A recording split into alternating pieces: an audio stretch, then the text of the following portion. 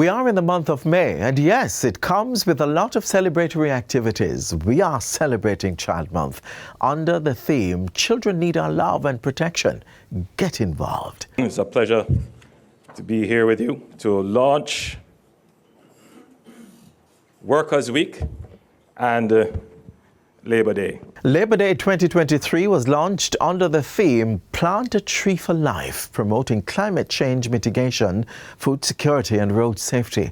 I do hope you are in preparation mode to go out and participate in one of the major island-wide tree planting exercises that will be taking place. And with that said, we move to other housekeeping matters, road safety. How have you been utilizing the nation's thoroughfares? Remember, the life you save could be your very own. Also, but you'll always have some errant and determined criminals, terrorists, whose only purpose is to spread fear in communities. Let's remember, this is the land of our birth. So let's help to make Jamaica the place of choice to live, work, raise families and do business.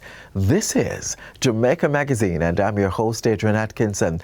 There's more on the flip side of this break. 2023, that are the free. Just mark down the date, Tuesday, May 23. Right time for plant a tree. Start weed out the place. Grab a lax, grab a shovel, make we green up this case. Fruit tree, shade tree, make we plant it there. It no matter if it big or if it little, yeah.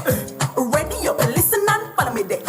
99.9% of shade where they bought from the tree, them they round ya. Big up the people who plant up the trees years ago. Now we know, say the action they wiser. More tree food security a run up. Go on in that day, I go plant a tree and make it come up. Shade it a go give we now the summer and go burn up. We a plant up the tree so we environment a turn up. 99.9% of shade where they bought from the tree, them they round ya. Big up the people who plant up the trees years ago. Now we know, say the action they wiser. This Labor Day, May 23, plant a tree for life. Promoting climate change, food security and road safety. A message from the Labor Day Secretariat.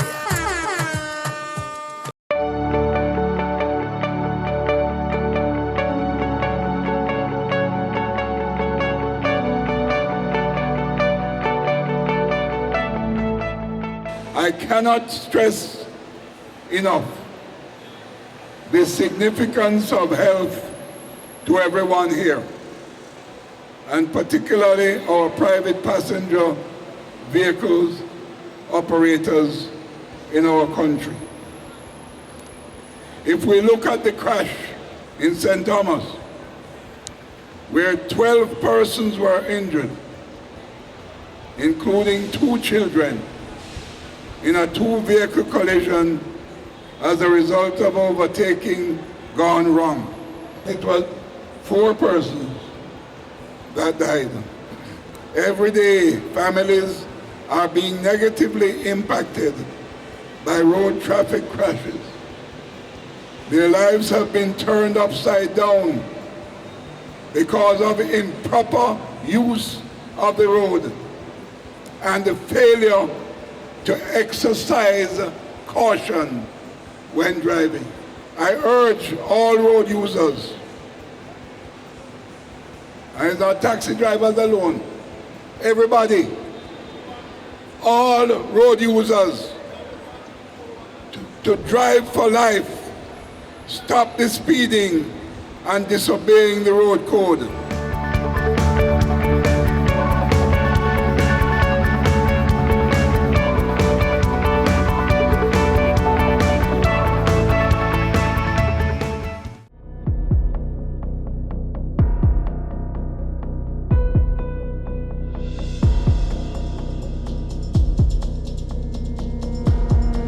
The powers that are given to us under the state of public emergency are on top of all of the other law enforcement things we do. So Operation Relentless continues. In certain spaces where violence is significant, we add in emergency powers on top of that. The combination of all of that gives us the results we need.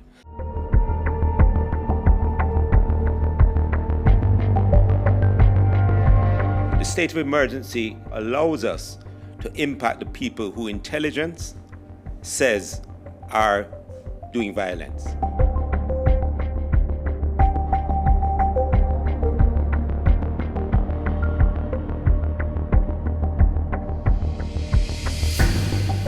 Government is on a mission to modernize the way in which public sector workers are paid. This is to ensure equality and fairness. Let's get the facts on matters around the new compensation review package.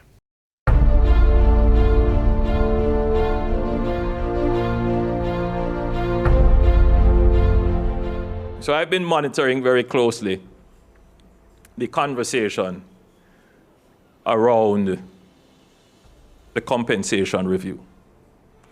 We're talking about Workers' Week, so it's a relevant and pertinent topic, yes, to discuss. And I've seen comments where people are saying they are worse off. I have seen comments that say the process is unfair. I have seen comments which would suggest that after the review, the entire public sector is earning less than they earned before. I have seen a few comments far and few in between, which suggest that persons are happy. I see one comment that said, well, I've never seen so much money in my bank account as what I would have gotten from the back pay. I have seen one policeman, and obviously he wouldn't want to be known, said, well, I'm very happy. No matter what you hear them say, I'm very happy. And I've seen other comments which are supportive. Whenever a government takes on these major reforms, you will not be able at first go to satisfy everyone. Whenever there is change, you're going to have some people who perceive themselves as losers and some people who perceive themselves as winners. In matters of salary, nobody's going to say they're a winner. Even if they won, people are going to be quiet, and those who perceive themselves as not getting what they wanted, they're going to be vocal. The challenge with that is it drives a narrative which is not complete.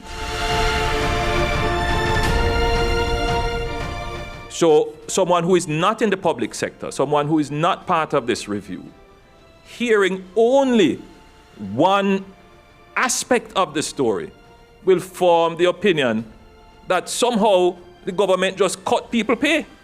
I mean, the fact is that before the review, our wage to GDP was somewhere in the region of about 9.5%. Now, it's about 11.5%. So it has increased. That means the government is not just budgeting, but paying out more cash to people. The wage bill has increased by, over $100 billion more. So where did that money go? I mean, it's going into the workers' pockets. So yes, many persons have benefited. The structure of the increase is meant to increase wage levels generally. The people who were getting the lowest pay, they are the ones who got so far the biggest increases. People at the top have also gotten sizable increases, and there are concerns about what is happening in the middle. So I want to disabuse the public view that somehow, as a result of the compensation review, everybody's getting less. That is not true. And there is more money going into public sector wages than before. And those are two absolutely, uncontestable facts. I needed to say that to balance the negative and untruth and unfair narrative that is being created about an exercise which every government wanted to do, but none of them would have done it. We didn't originate the idea of a compensation review. This was always being discussed because the previous system of compensation became a cacophony of confusion. It disincentivized productivity and entrenched unfair wage relative compensation. The unions always wanted a review. Governments previously have talked about the review. And the review became necessary because governments couldn't increase salaries, so they relied on something called allowance. And so allowances were used as a palliative. Now, let's look at another part of this compensation review. You know, before you had numerous scales, something like over 200 scales. Now, which system can work with 300 scales, different scales? And the problem is the scales are very narrow in terms of scope of progress within them. And sometimes they overlap, so you don't know which scale you really fall into. A confusion. Now we have worked it down to about 16. That's my last recollection. And these 16s, I believe, 16 scales have about 13 points in them. My understanding is that about 50% of the public sector would probably fall in scales 1 to 6, which means that your possibility for progressing up the scale, meaning getting greater salaries as you progress through your career. The challenge that we are facing is that most people in the public service now believe that because the major entities have settled, that the process is at an end. And that's it. Whatever anomalies that exist, they're going to have to suffer with that. That is not the case. The compensation review has to be ongoing. It is not just a 1-year or 2-year exercise, something that we have to have systems in place, even after settlement, to ensure that the anomalies are addressed. A process will be engaged for that. So I say to people, before becoming purveyors of negative, before trying to create a negative perspective on the entire system, think. And I say to the general populace, before consuming misinformation, think. The information is there. Research it if you will. But not everything you hear is true.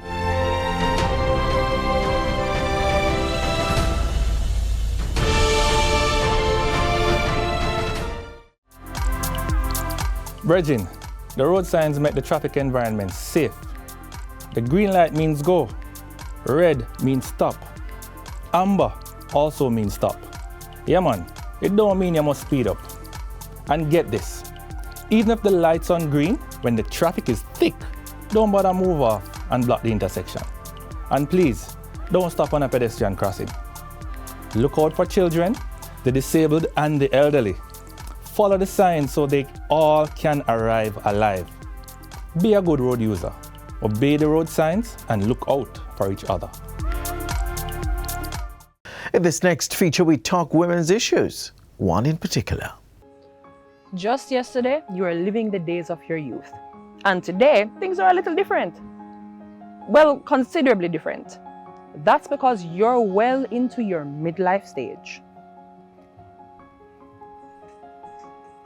The reality of biology is perhaps pulling the thought of menopause much closer to your cerebrum than ever before, while taking with it thoughts of apprehension and quite possibly trepidation.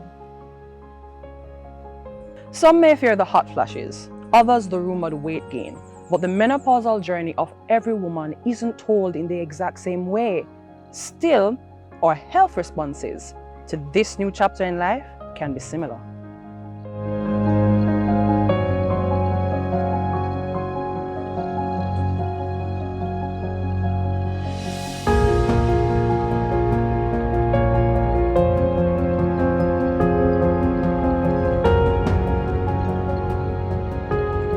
Menopause is actually a naturally occurring phase in a woman's life, and it happens when your ovaries, which is the female sex organs, when their function decreases. In order for you to make the diagnosis, 12 consecutive months have had to pass without the period.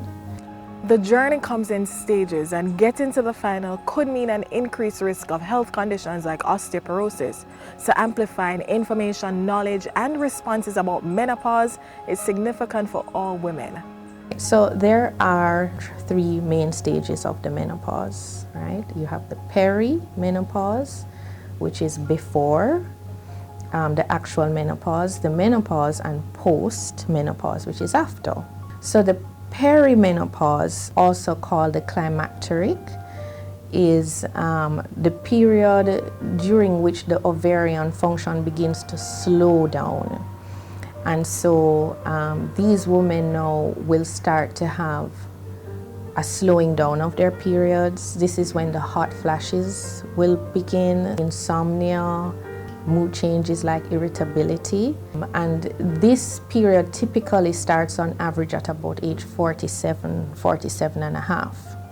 We're about to meet Joan, who is well into her 40s. And while Joan understands that menopause is certain, what was happening inside her body was nothing she could ever prepare for. I'm now perimenopausal, and I realized that my body was changing, menstruating became irregular, and this was constant, and it came at a time when it should not have come. So I had to visit the doctor. And she says, maybe it's stress. So I thought that, okay, it is because of the stress. But it continued. It never stopped, and I'm seeing it for months, and then it picked up speed and became aggressive. My menstrual cycle became aggressive and wouldn't stop. Then I became anemic. And so the doctors were getting very concerned. It was not confirmed until after many, many tests. My dysmenorrhea was overriding the injections and the tablets that were given. So they were very concerned. So they have to be checking pancreas, liver, a lot of things. I went through procedures. I was the one who started doing a journal, start picking up my different changes, my moods. I realized that my cycle, it just stopped, and the doctor confirmed at that time that it's early menopause I was going through. Then when you get to the period now of the menopause, this is now where there have been 12 consecutive months of no period. That now you can say, okay, this is the menopause.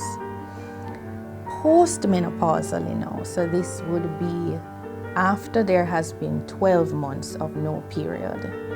Fortunately, the symptoms begin to wane. They begin to improve, although not necessarily disappear. They can be up to for 5 years after, and in the minority of women, up to 10 years thereafter.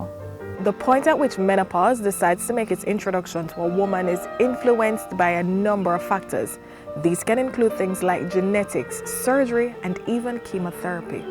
To elaborate, if a woman, for example, is what we call a late bloomer, so she started her periods later in life, maybe age 15, 16 years, she is likely to go into the menopause later. Later meaning the average age being 51, she will likely menstruate until she is 55, 56. And this phenomenon is genetic usually. So if your mom is a late bloomer, you'll be a late bloomer and you'll go into the menopause later. Similarly, if you start menstruating earlier, you're likely to go into the menopause earlier. As it relates to something like surgery, you can go into something called surgical menopause. So if you have had to have your ovaries removed for any reason, then there will be no ovary to function and you will go into the menopause, right? If you unfortunately have had cancer and required chemotherapy, chemotherapy affects rapidly dividing cells, such as the ones in your ovaries, and again that can cause cessation of the function of the ovaries. I realize I'm getting extremely hot. Even when it is a cool time, I'm extremely hot. A lot of tenderness in my breast, and I realized that I was very fatigued. I will reach home and it's time I just want to sleep.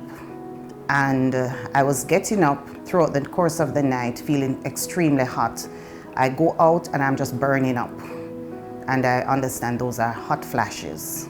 Went back to my doctor, but of course, they're not saying that it is at the time because they were more concerned with the dysmenorrhea, the constant bleeding that wouldn't stop.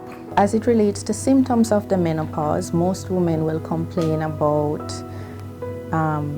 missed periods or, they had a period in January and it didn't come back until April, and then not again until August, that kind of thing. So the periods are slowing down instead of coming every month as the woman is accustomed to. Additionally, she may experience hot flashes. That's a big irritating one for some women. She can also experience mood swings, insomnia, and vaginal dryness. So signs of the menopause. So these are the things that your doctor will elicit, right? Upon examination particularly, a woman will have certain vaginal changes. So the estrogen, which is one of the hormones that the ovary primarily produces, is responsible for keeping the vaginal skin and tissues plump, richly supplied with blood. So at the time of the menopause, these tissues will appear shrunken, maybe a little paler than normal. And actually, this is the reason why some women experience things like urinary frequency, because those tissues are just, not as plump and they're a bit shrunken. So that's another symptom, actually, that the woman could complain about. I like the word journey because we're actually journeying, because every day I feel something new, because I'm even getting up and feeling pains in the morning where when I went to bed I was quite fine. A lot of women are afraid and do not speak about this issue because they feel it's unique to them. But I started asking the questions, and then I realized that a lot of persons from age 40 going up to 50, 52 to 55 are experiencing a lot of symptoms that they don't even understand what they are. I'm seeing persons who used to be agile have become slow. They can't walk properly. They're having dizziness. Their vision is blurring, and they're not talking. Thereafter, on average, women will experience symptoms for up to 5 years on average. However, about 10% of women can have menopausal symptoms for as long as 10 years. So, that can be quite frustrating and irritating, but fortunately, that's the minority of women that will experience that. Because they've confirmed that I'm now going through early menopause, the argument and the talks with my doctor is different. So I'm looking at my diet, how to change my diet. I realized that at this stage of my life that my body mass is getting larger.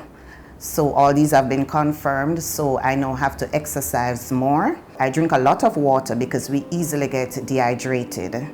And iron is very good, because when you start feeling the cramps and the pains, the doctor is always ensuring that you are taking your iron, because your blood counts can go down low.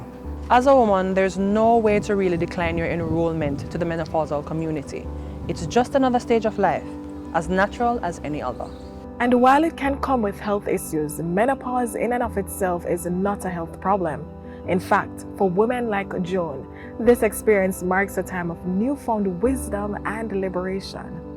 This new stage of life, I'm accepting it well. I'm enjoying it actually, because it comes with experience. What I would advise women who are now going through this stage of their life is that it's nothing to fear.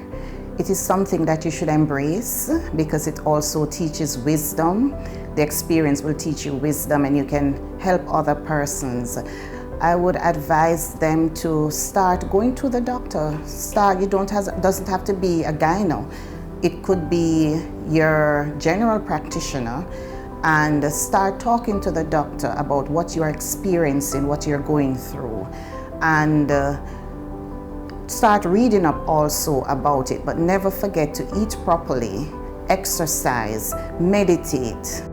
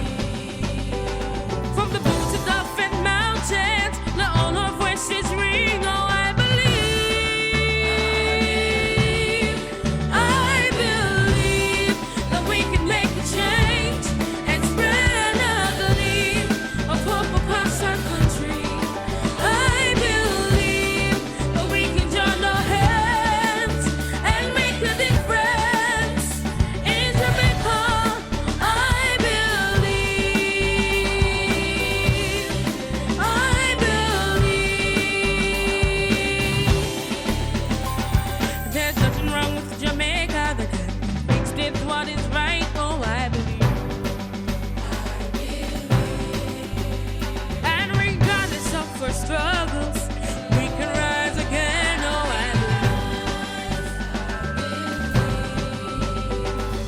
others believe in us, but we must also sing. Oh, I believe that we can make a change and spread a belief of hope across our country. I believe that we can join our hands and make a difference in Jamaica. I believe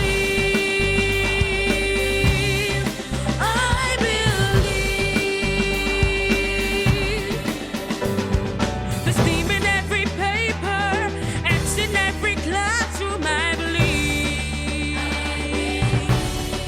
Oh, priests in all our churches, God in all our homes. I believe. It's time to claim our nation and start the Reformation. I believe that we can make a change and spread a belief of hope across our country. I believe that we can join our hands and make a difference in Jamaica. I believe that we can make a change and spread a belief of hope across our country. I believe that we can join our hands and make a difference in Jamaica. I believe, I believe, I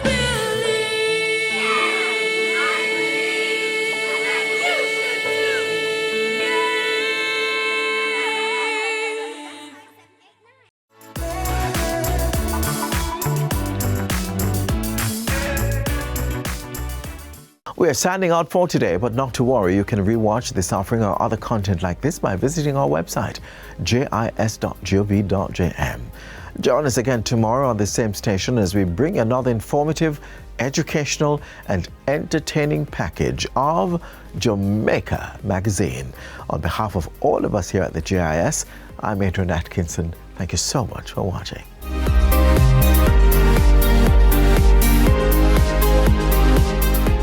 This has been a production of the Jamaica Information Service, the voice of Jamaica.